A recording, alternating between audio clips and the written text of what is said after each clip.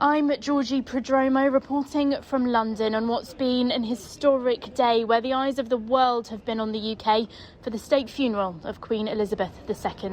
It's brought over a week of national mourning to a close, a period where all four parts of the country have come together to remember a much-loved monarch. Right at the start of the day, the long queue that we've become accustomed to over the past few days disappeared as the Queen's lying in state at Westminster Hall came to an end. Our reporter Charlotte Evans-Young has been speaking to Christy from Leicestershire, the very last member of the public who paid their respects. We were in the queue for 8.25 hours and I got to see and pay my respects at 1:15 this morning.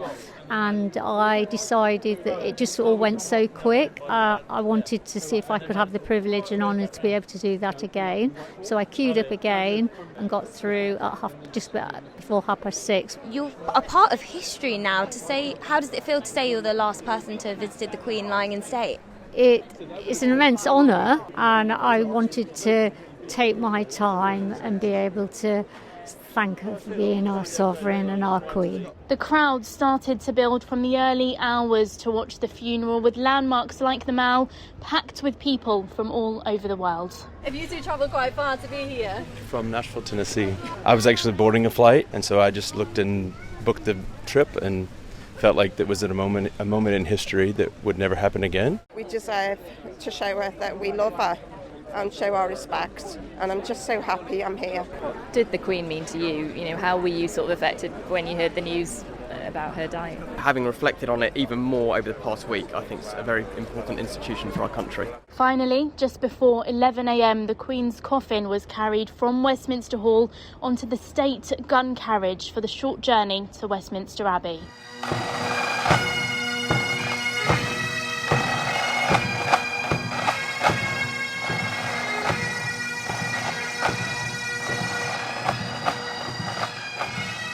The royal family walked behind the caskets as it entered the Abbey. Prince George and Princess Charlotte, two of the Queen's great-grandchildren, also joined their parents, the new Prince and Princess of Wales. The funeral was attended by 2,000 people, including world leaders, members of the armed forces and the general public. Our correspondent Victoria Glover was watching. Here, where Queen Elizabeth was married and crowned, we gather from across the nation to mourn our loss.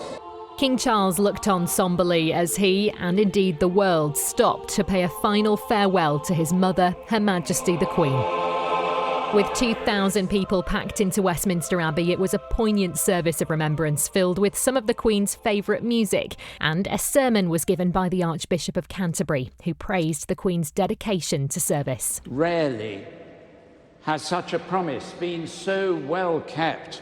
Few leaders receive the outpouring of love that we have seen. The ceremony ended with the last post, which was sounded by the state trumpeters of the Household Cavalry before a 2-minute silence and then the national anthem. Screens have been installed across the country to allow as many people as possible to come together to watch the funeral. At the screenings, the atmosphere was sombre, but there was also a sense of gratitude for the lifetime of service by the Queen during her 70 years on the throne. Let's hear from our reporters now across England, Wales, Scotland and Northern Ireland. I'm Lewis Mickey in Edinburgh, where thousands watched Her Majesty's funeral on a big screen in a park on the perimeter of the royal family's Scottish residence, Holyrood Palace. From Gordonston in the Highlands, a previous boarding school of the new king, to Balmoral in Aberdeenshire, where the Queen died, and to St Andrews, where the future King William met wife Kate.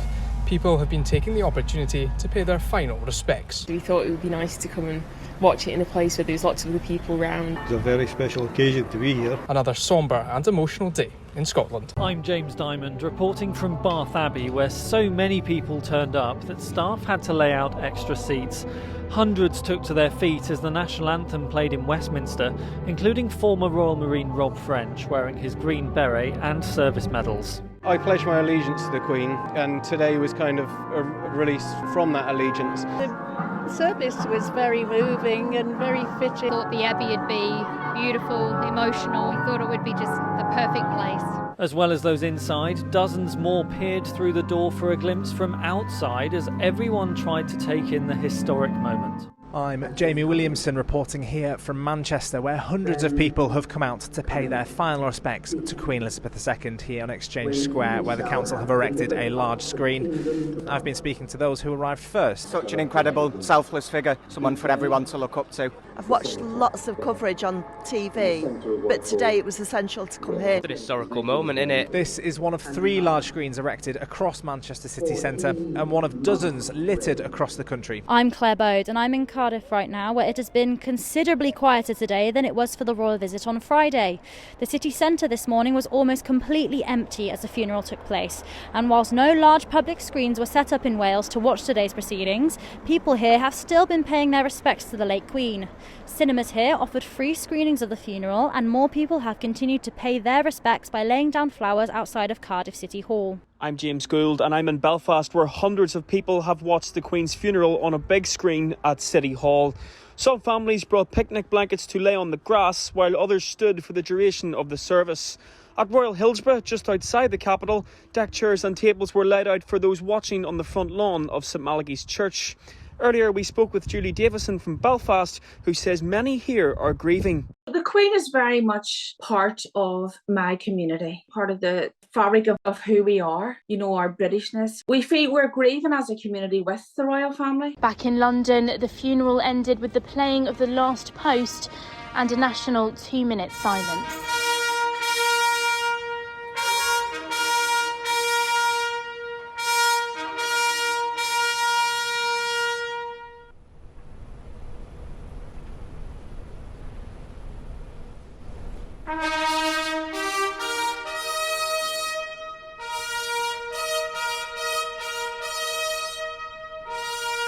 The Queen's coffin then left the Abbey to make its way to Wellington Arch at Hyde Park Corner. Big Ben began to toll once a minute for the next 96 minutes, one for each year of Her late Majesty's life.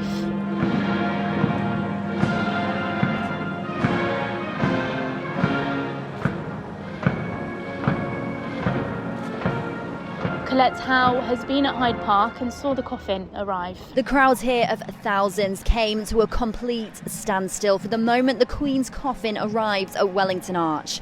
It was taken from the gun carriage for the final part of the procession and then moved to the State Hearse. It was a silent moment for the public. People have been waiting since last night to make sure they get to see this moment in history. Heartbreaking that, you know, she's died, but she lived such an amazing life. It was just really nice, and I'm never going to forget it. I don't think anyone is.